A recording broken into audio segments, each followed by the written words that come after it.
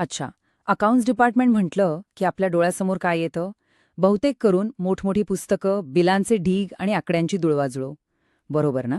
पण थांबा, काय होईल जर मी म्हटलं की हे चित्र आता खूप जुनं झालंय? आज आपण अकाउंट्स डिपार्टमेंटच्या एका अगदी नवीन आणि पॉवरफुल भूमिकेबद्दल बोलणार आहोत. ही कल्पना किती भारी आहे नाही का? जसं आपलं हृदय पूर्ण शरीराला रक्तपुरवठा करतं, अगदी तसंच अकाउंट्स डिपार्टमेंट पूर्ण व्यवसायाला आर्थिक माहितीचा पुरवठा करतं, त्यावर नियंत्रण ठेवतं. ते फक्त हिशोब ठेवणारे एक युनिट नाहीये, तर व्यवसायाच्या प्रत्येक महत्त्वाच्या निर्णयाच्या केंद्रस्थानी आहे.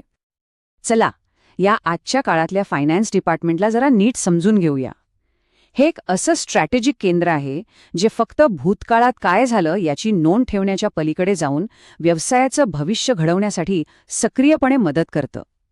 हा तर विचारांमध्येच एक मोठा बदल आहे.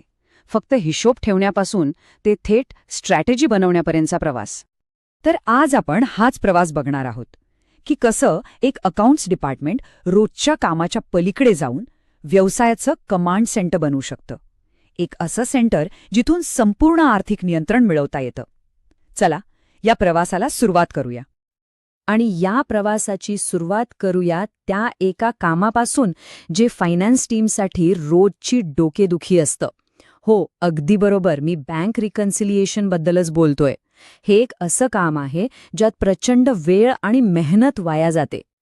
जरा विचार करा, रोजच्या रोज ते बँक स्टेटमेंट आणि कंपनीचे आकडे जुळवणं किती वेळ जात असेल यात. हाच वेळ आपण व्यवसायाच्या वाढीसाठी वापरू शकतो, नाही का?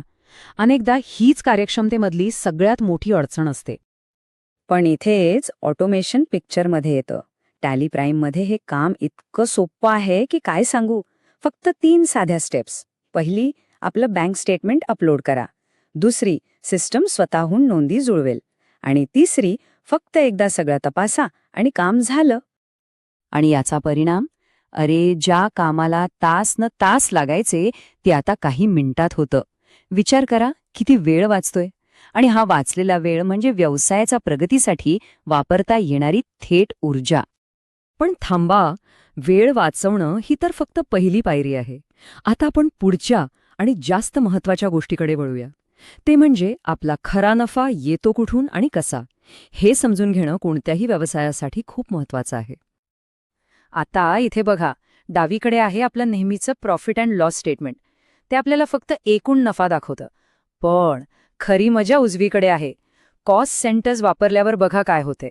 आपल्याला प्रत्येक प्रोजेक्टचा, प्रत्येक डिपार्टमेंटचा स्वतंत्र नफा तोटा दिसतो. आता स्पष्ट दिसतंय की प्रोजेक्ट ए मधून नफा होतोय, पण डिपार्टमेंट वाय तर तोट्यात आहे. ही माहिती किती महत्वाची आहे नाही का? आणि हा बार चार्ट बघा. सगळं अगदी आरशासारखं स्पष्ट दिसतंय. आता निर्णय घेणं किती सोपं झालं बघा. कुठे पैसे लावायचे आणि कुठे लक्ष द्यायची गरज आहे हे एका नजरेत कळतं. यालाच तर म्हणतात स्मार्ट निर्णय घेणं. ओके, तर आपण वेळ वाचवला, खरा नफा कुठे होतोय ते शोधलं. आता वळूया सर्वात इंटरेस्टिंग भागाकडे, भविष्याचं प्लॅनिंग, तेही 0 रिस्क घेऊन. पण प्लॅनिंग करताना एक मोठा प्रश्न समोर येतो की वेगवेगळ्या आयडियाज आपण कशा तपासून बघणार. म्हणजे आपल्या मूळ अकाउंट्सला हात न लावता, काही बदल न करता हे शक्य आहे का? यावर टॅली प्राईममधलं सिनॅरिओ मॅनेजमेंट हे फीचर म्हणजे एकदम जबरदस्त उपाय आहे. इथे काय करता येतं, आपली आजची आर्थिक स्थिती आणि भविष्यातली एखादी शक्यता यांची तुलना करता येते. म्हणजे समजा एखादा नवीन प्रोजेक्ट सुरू करायचा विचार आहे, तर त्याचा आपल्या नफ्यावर काय परिणाम होईल हे आपण मूळ आकड्यांना धक्का न लावता बघू शकतो. कमाल आहे नाही का? म्हणजेच थोडक्यात काय, तर प्रत्यक्षात एंट्री न करता आपली फायनान्शियल स्ट्रॅटेजी तयार करा. हे फीचर किती पॉवरफुल आहे. वेगवेगळ्या शक्यता आजमावून बघा आणि मगच बेस्ट निर्णय घ्या. तर आपण आत्तापर्यंत जे काही पाहिलं त्यावरून एक गोष्ट स्पष्ट होते की हे फक्त साध्या अकाउंटिंगपुरतं मर्यादित नाही. हा तर संपूर्ण व्यवसायावर आर्थिक नियंत्रण मिळवण्याचा प्रवास आहे. अगदी बरोबर. हा प्रवास आहे नुसती बुककीपिंग करण्यापासून ते स्ट्रॅटेजिक कंट्रोल मिळवण्यापर्यंतचा. आता फायनान्स डिपार्टमेंट फक्त मागचे आकडे सांगत नाही, तर पुढे काय करायचं याची दिशा दाखवते. थोडक्यात काय, तर या सगळ्यामुळे व्यवसायाला एक जबरदस्त स्ट्रॅटेजिक फायदा मिळतो. एकतर ती रोजची डोकेदुखीची कामं ऑटोमेट होतात प्रत्येक प्रोजेक्टमधून किती नफा मिळतोय यावर स्पष्टता येते. भविष्यातल्या वेगवेगळ्या योजना आपण रिस्क न घेता तपासू शकतो. आणि सगळ्यात महत्त्वाचं, व्यवसायाच्या पैशांवर पूर्ण कंट्रोल मिळतो. आणि शेवटी एक प्रश्न जो प्रत्येकाने विचारायला हवा. आपल्या व्यवसायाची फायनान्स टीम फक्त भूतकाळाचे रिपोर्ट बनवत बसली आहे की खरंच व्यवसायाचं भविष्य घडवते आहे? याचा विचार नक्की करा.